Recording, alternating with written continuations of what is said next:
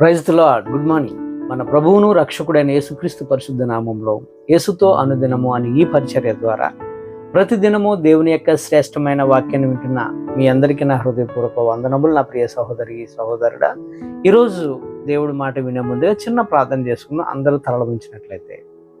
మహాగణుడా, పరిశుద్ధుడైన మా తండ్రి, కృపగల దేవ, మహోన్నతుడా, ఈరోజు నాయన ప్రభా నీ బిడ్డలుగా నీ సన్నిధిని ఆహ్వానించుకొనిచున్నాం. మీరే మాతో మాట్లాడి మమ్మల్ని బలపరిచి నీ వాక్యంతో మమ్మల్ని అందరినీ తృప్తిపరచమని యేసయ్య పుణ్యనామంలో ఈ మాటలు వింటున్న ప్రతి ఒక్కరిని పేరు పేరుని మీరే దీవించి నీ వాక్యంలో బలపరచమని, వాక్యానుసారంగా జీవించమని, వాక్యమే సత్యమైనదని మేము తెలుసుకొని నీ మాటలో నీ బాటలో నడిచే భాగ్యము మీరే మాకు అనుగ్రహించమని యేసయ్య పుణ్యనామంలో ప్రార్థించి వేడుకొంచున్నాం మా యెహోవా తండ్రి. ఆమేన్. God bless you.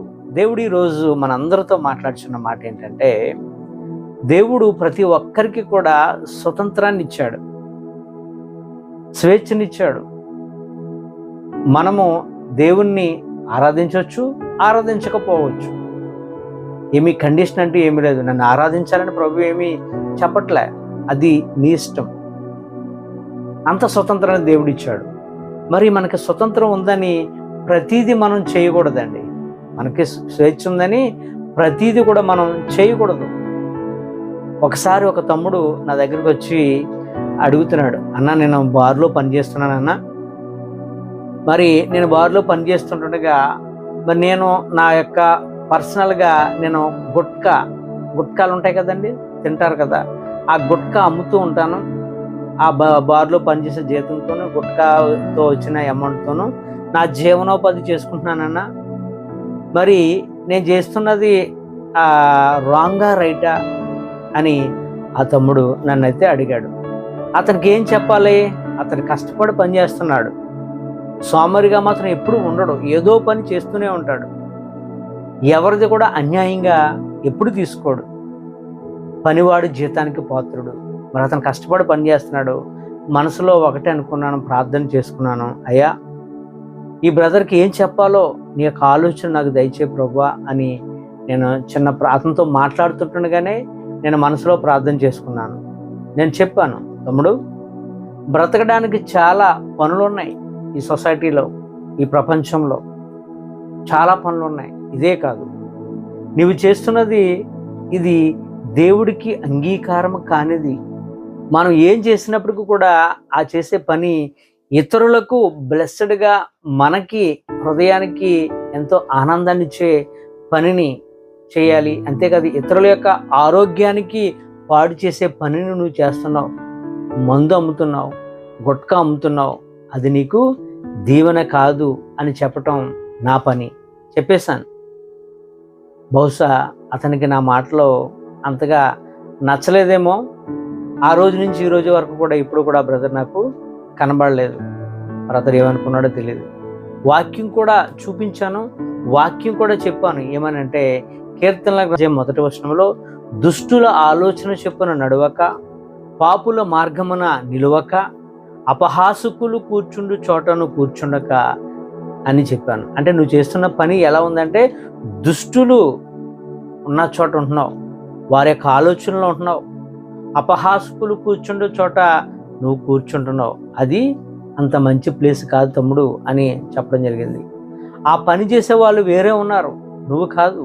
ఎందుకంటే నువ్వు దేవుని కుమారుడు, దేవుని చేత ఏర్పరచబడిన వాడవు, రక్షణ పొందుకున్నవాడవు. నువ్వు ఎలా ఉండాలంటే, నువ్వు బంధకాలలో ఉన్న వారిని పైకి లేపేవానిగా ఉండాలి తప్ప, నీవే చీకటిలోనికి, బంధకములోనికి వారిని దించేవాడిగా ఉండకూడదు అని ఆ బ్రదర్గా చెప్పడం జరిగింది. మనలో మనం చేసే పని దేవునికి అంగీకారంగా ఉందా? ఇప్పుడు మనం చేస్తున్న పని, ప్రస్తుతము మీరేం పని అయితే చేస్తున్నారో ఆ పని దేవునికి అంగీకారంగా ఉందా లేదా దేవునికి అంగీకారంగా లేదా అనేది మనం అందరము కూడా ఈరోజు ప్రశ్న వేసుకోవాలి, ఆలోచన చేయాలి. మనం ఏం చేస్తున్నాం? ఈరోజు ఏ పని చేస్తున్నాం? ఇతరులకు ఉపయోగకరంగా ఉందా మనం చేసే పని? పౌలు భక్తుడు అంటాడు, కొరింథీయులకు రాసిన మొదటి పత్రిక 10వ అధ్యాయం 23వ వచనంలో, అన్ని విషయములందు నాకు సంతోషం కలదు కానీ అన్నీ కూడా చేయదగనవి కావు.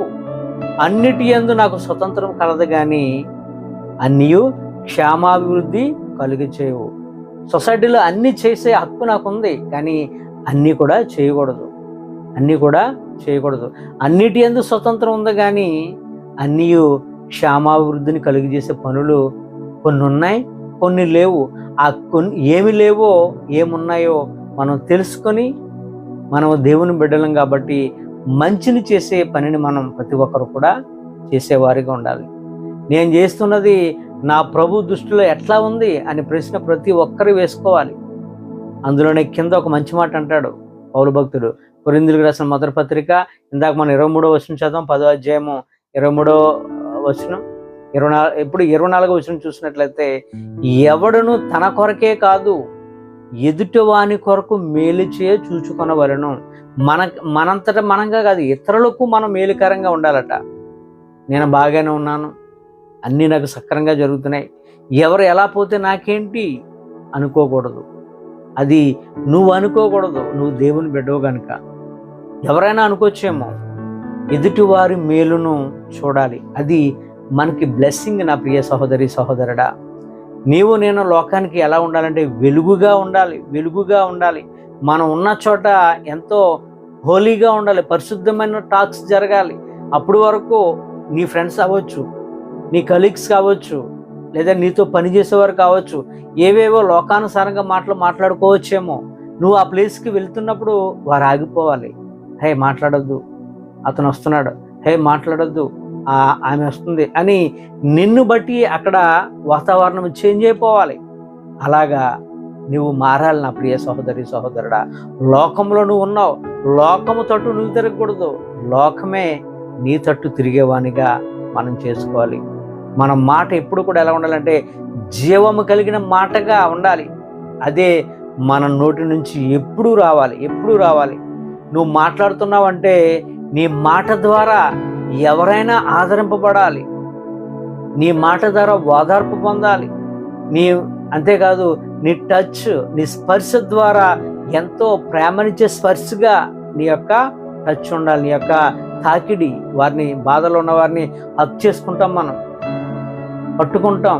ఆ యొక్క టచ్ ఎలా ఉండాలంటే మనం పట్టుకోగానే వారు ఎంతో తండ్రి యొద్ద బిడ్డ ఎంతైతే ఆదరింపబడుతుందో అంత ఆదరణ వాళ్ళకి కలిగించే విధంగా, అంత నెమ్మదిని పొందే విధంగా నీ యొక్క స్పర్శ ఉండాలి. నా ప్రియ సహోదరి సహోదరుడా, మనం ఎట్లా ఉన్నాం ఈరోజు? ప్రతి ఒక్కరూ ప్రశ్న వేసుకున్నాం.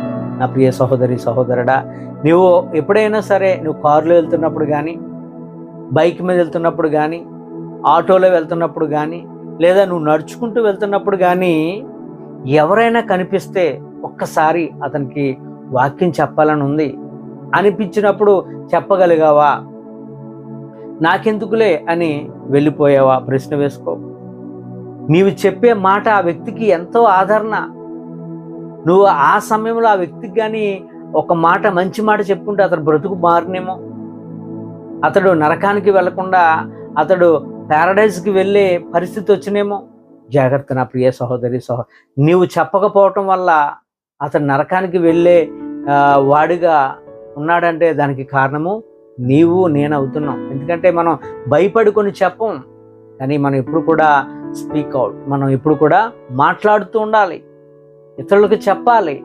దాని ద్వారా వాళ్ళు వినకపోయినా మన యొక్క బాధ్యత అది, చెప్పేవారిగా మనం ఉండాలి. నా ప్రియ సహోదరి సహోదరుడా, నీవు చెప్పే ప్రతి మాట ఆ వ్యక్తిని మార్చునేమో ఆలోచన చేయలేదా? వెళ్ళిపోయావు. ఎందుకు వెళ్ళిపోయావు? భయం వేసి వెళ్ళిపోయావా? మరి ఆ రోజు నువ్వు ఆగి ఒక చిన్న మాట చెప్పుంటే అతని జీవితము ఎంత బ్లెస్సడ్గా ఉన్ను, ఎంత తేటగా కనబడను ఒక్కసారైనా ఆలోచన చేసావా? సామెతల గ్రంథంలో ఒక ఫలవంతమైన స్త్రీ ఉంటుంది, మనందరికీ తెలుసు. ఆమె దగ్గరకు వచ్చేవారటండి, ఎంతో టెన్షన్స్తో వస్తే ఆమె మాటల ద్వారా చక్కటి ఫ్రీ మైండ్తో ఫ్రీ అయిపోయి వెళ్ళేవారట. సామెతల గ్రంథము 31వ అధ్యాయం 26వ వచనంలో, జ్ఞానము కలిగిన తన నోరు తెరుచును, కృపగల ఉపదేశము ఆమె బోధించును. జ్ఞానముతో మాట్లాడుతుందట. ఆమె నోరు తెరిచిందంటే కృపాసహితమైన మాటలే ఆమె నోటి నుంచి వస్తాయట.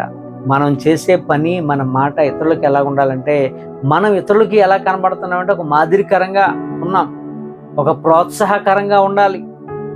నీ మాట ద్వారా ఎంతమంది ఈరోజు ప్రభువుని కలిగి ఉన్నారు ఒక్కసారి ప్రశ్న వేసుకో. నువ్వు చెప్పిన ఒక్క మంచి మాట ద్వారా ఎంతమంది వారి బ్రతుకులను మార్చుకున్నారో ఒక్కసారి నువ్వు చూసుకుంటే ఏమైనా నీ అకౌంట్లో అటువంటి ఆత్మ ఏదైనా ఉందా? లేదా నీ మాట ద్వారా ప్రభువు నుంచి దూరం అయిపోయిన వాళ్ళు ఉన్నారా? ఒక్కసారి చూసుకో. యేసయ్య మాట ద్వారా చేపలు పట్టుకునేవాళ్ళు, తోళ్ళు బాగు చేసుకునేవాళ్ళు, వ్యభిచారులు, దొంగలు, దారి దోపిడి వాళ్ళందరూ కూడా ఏమైపోయారు? యేసుప్రభు శిష్యులు అందరూ కూడా వారు ఆయన మాటల ద్వారా ఎంతో శక్తిని పొందుకున్నారు. అంతేకాదు బర్నబా సంఘాలను పాడు చేస్తున్న పౌలును యేసుప్రభు వారి శిష్యులకు పరిచయం చేద్దామనుకుంటే వారు అంగీకరించలేదు. అతడు మారు వేషం వేసుకొని, ఇదొక వేషం వేసుకొని మనందరిని చంపేయడానికి వచ్చాడని పౌలు గారిని అంగీకరించలేదండి. మరి బర్నబా ప్రోత్సహించి, లేదు అతడు అలాంటి వాడు కాదు, అతని యొక్క హృదయం మార్చబడ్డది, క్రీస్తుతో అతడు అంటుకట్టబడ్డాడని వారికి చెప్పి పౌలును ప్రోత్సహించి, మరి అంతగా ఆయన మాటల ద్వారా, బర్నబా మాటల ద్వారా పౌలు మరి ఎంతగానో మరి సువార్తను చేసే ధన్యతను పౌలు గారికి వచ్చింది. అంతేకాదు పౌలు గారి ద్వారా ఒనేసిము మనందరికీ తెలుసు, దొంగగా జైలుకి వెళ్ళిన వ్యక్తి పౌలు గారి యొక్క మాటల ద్వారా రక్షింపబడ్డాడు. నీ దగ్గర నీ ఫ్రెండ్ ఎవరైనా ఉండొచ్చు, నీ మాట ద్వారా ఎవరైనా అతని యొక్క జీవితాన్ని మార్చుకోగలిగాడా? నీ మాట ద్వారా అతడు బంధకాల నుంచి బయటకు వచ్చాడా? మనము అలా ఉండాలి. ఎందుకు అంటే ప్రభు మనకిచ్చిన బాధ్యత, భారం అది. క్రీస్తు బిడ్డగా మనం పిలువబడుతున్నామంటే ఆ భారాన్ని ప్రతి ఒక్కరు కూడా కలిగి ఉండాలి. మన పరిస్థితి ఏంటి? మన వల్ల ఎవరికైనా మేలు జరిగిందా? మన మాట ఎప్పుడు శక్తివంతమైనదండి. మన మాటకు దేవుడు ఏమిచ్చాడంటే జీవాన్ని ఇచ్చాడు. నీవు ఎప్పుడు కూడా నెగిటివ్గా ఎప్పుడు మాట్లాడొద్దు. నా వల్ల కాదు, నేను చనిపోతాను, నేను ఇది పొందలేనేమో అని ఎప్పుడు మనం నెగిటివ్ థాట్స్ అనేది మన హృదయంలో రాకూడదు. క్రీస్తు బిడ్డగా మనం ఎప్పుడు కూడా పాజిటివ్ మాటలే, టాక్సే మన నోటి నుంచి రావాలి. నేను చేయగలను, నా ప్రభువులో నేను ఇది పొందుకోగలనని జీవము గల మాటలు మనం మాట్లాడాలి. అటువంటి వారిగా మనం జీవించాలి, అనేకులను జీవించే వారిగా మనము నిలబడాలి. ఈ కొద్ది మాటలు దేవుడు మనందరి జీవితంలో నెరవేర్చి ఆయన బిడ్డలుగా, ఆయన శిష్యులుగా మనందరినీ మార్చునుగాక. ఆమేన్. God bless you.